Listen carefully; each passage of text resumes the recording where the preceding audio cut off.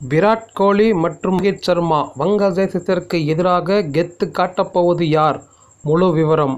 வங்கதேசம் அணிக்கு எதிரான போட்டிகளில் இந்திய அணியின் சீனியர் வீரர்களான ரோஹித் சர்மா மற்றும் விராட் கோலி இருவரின் பேட்டிங் செயல்பாடுகள் குறித்து பார்க்கலாம்.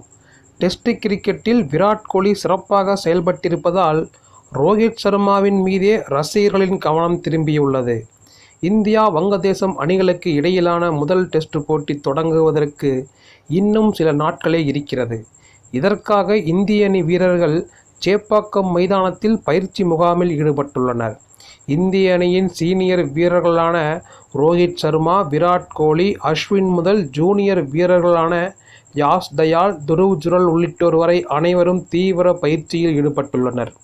இந்த நிலையில் வங்கதேசம் அணியின் வீரர்களும் சென்னை வந்திறங்கியுள்ளனர். பாகிஸ்தான் அணியை வீழ்த்திய நம்பிக்கையுடன் இந்திய மண்ணில் கால் பதித்துள்ள வங்கதேசம் அணி வீரர்கள் இம்முறை இந்திய மண்ணில் முதல் டெஸ்ட் வெற்றியை பெறும் முனைப்புடன் பயிற்சியை தொடங்கியுள்ளனர்.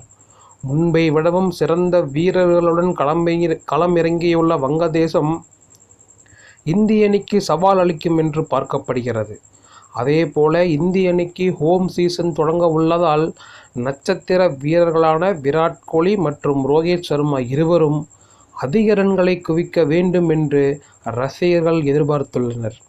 இந்த நிலையில் வங்கதேச அணிக்கு எதிரான இந்திய அணியின் இரு நட்சத்திர வீரர்களும் எவ்வளவு ரன்கள் சேர்த்திருக்கிறார்கள் என்பதை பார்க்கலாம். ரோஹித் சர்மாவை பொறுத்தவரை வங்கதேச அணிக்கு எதிரான இதுவரை வெறும் 3 டெஸ்ட் போட்டிகளில் மட்டுமே விளையாடியிருக்கிறார். அந்த 3 டெஸ்ட் போட்டிகளும் சொல்லிக்கொள்ளும்படியான ரன்களை ரோஹித் சர்மா சேர்க்கவில்லை. மொத்தமாக 33 ரன்களைத்தான் சேர்த்துள்ளார். அதேபோல ஒருநாள் போட்டிகளில் வங்கதேச அணிக்கு எதிரான 17 போட்டிகளில் விளையாடியுள்ள ரோஹித் சர்மா 3 சதங்கள் உட்பட 786 ரன்களை விளாசியிருக்கிறார்.